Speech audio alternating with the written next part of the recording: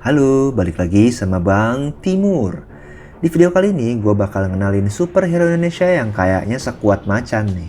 Nah, hari ini kita bakal bahas komik Macan Putih nomor 1 yang terpilih. Seperti biasa gue akan ulas komik ini dari sisi profil komik, cerita, gambar dan teks, serta kesan keseluruhan. Ingat juga kalau ulasan ini murni pendapat gue ya, jadi kalian bisa setuju bisa enggak sama video ini.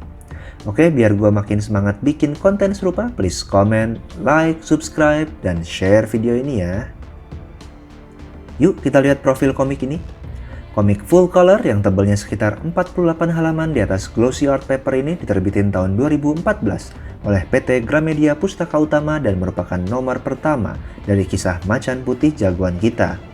Saat ini komik ini diikuti oleh trilogi Dendam Puakaraga dan judul terbarunya Macan Putih Konsekuensi, serta satu komik crossover berjudul Safe dengan eksekutor dari Supermoon Comics. Secara umum komik lanjutannya diterbitin dengan bendera Karabira Komik yang menaungi karakter Macan Putih. Komik ini sendiri dibuat oleh Irfan Ihsan dari sisi cerita, Doni Ganda Kusuma untuk gambar serta tata letak, dan Novita Tesalonika dari sisi pewarnaan didukung pula oleh beberapa karakter lain untuk cover, pewarnaan, dan editing. Uniknya pembuatan komik ini dilakukan dari 4 kota yang berbeda, yaitu Washington DC Amerika, tempat sang penulis bekerja, kemudian Jakarta, Surabaya, dan Bandung yang ternyata nggak jadi kendala nih buat kolaborasi mereka semua. Cetakan komik ini cukup keren dan rapi ya, dengan cover yang ditambah sedikit UV finish glossy untuk karakter Macan Putih. Dan juga di sini kita bisa lihat nih, batasan umur pembaca nggak terlalu tertulis jelas secara gamblang di komik ini. Tapi rasanya cukup aman buat anak remaja.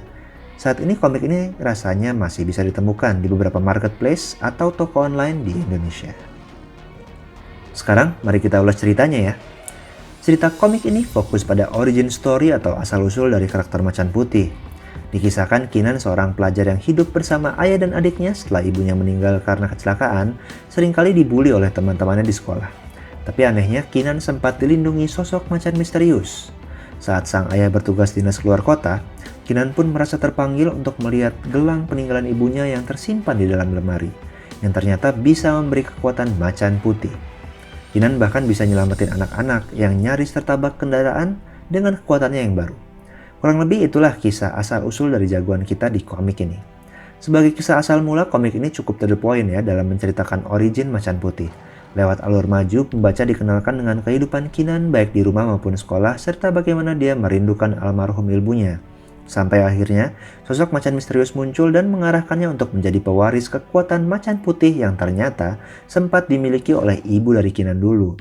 Karakter para tokoh pun dibangun secara perlahan di komik ini. Untuk kalian yang cari komik penuh aksi, mungkin di Macan Putih nomor 1 kalian gak banyak lihat momen berantem ya. Tapi untuk kalian yang ngikutin komik setelahnya, pastinya komik yang terpilih ini jadi cerita yang menguatkan karakter Kinan si Macan Putih. Walaupun motivasi membela kebenaran dari jagoan kita ini lebih kepada dorongan wejangan dan mewariskan kekuatan super ini. Tapi satu hal nih, di akhir komik muncul sosok misterius Pak Besar yang rasanya akan menjadi batu sandungan Macan Putih di komik berikutnya. Siapa dia dan kenapa dia ingin binasakan Macan Putih? Kayaknya harus kita lihat nih komik lanjutannya.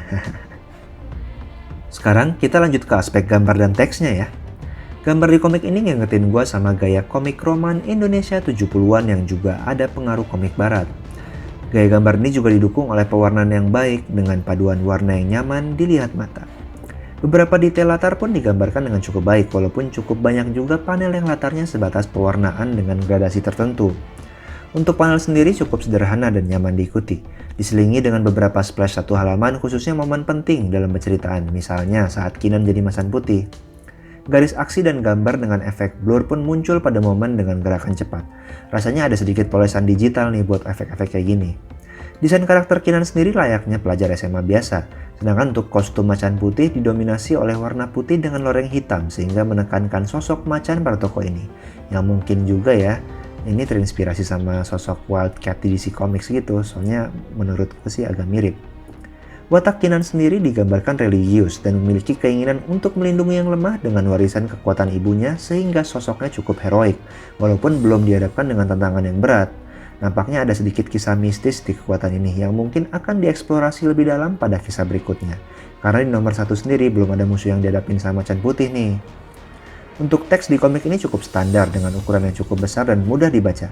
Komposisinya pun pas dengan gambar yang dimunculkan. Sedangkan untuk teks, efek suara rasanya ditambahkan secara digital, layaknya text box dengan format tertentu di atas gambar yang dibuat. Seluruh teksnya pun ditempatkan dengan baik dan nggak ganggu momen yang ditunjukkan di tiap panelnya. Jadi, gimana kesan gua komik ini? Komik yang digerakkan oleh kisah dan latar belakang Keenan sang tokoh utama ini merupakan origin story yang penting bagi pengembangan karakter Macan Putih di komik-komik berikutnya. Adapun memang komik ini belum banyak menunjukkan kekuatan potensial Macan Putih yang perlu diuji oleh musuh-musuh yang akan muncul. Penasaran juga sih dengan gimana pengembangan karakter ini bakal dibawa di komik-komik berikutnya ya. Oke, mungkin itu dulu dari gua. Jangan lupa untuk tetap baca dan dukung terus komik Indonesia yang pastinya nggak kalah seru sama komik internasional ya. Sampai ketemu di video berikutnya. Cus!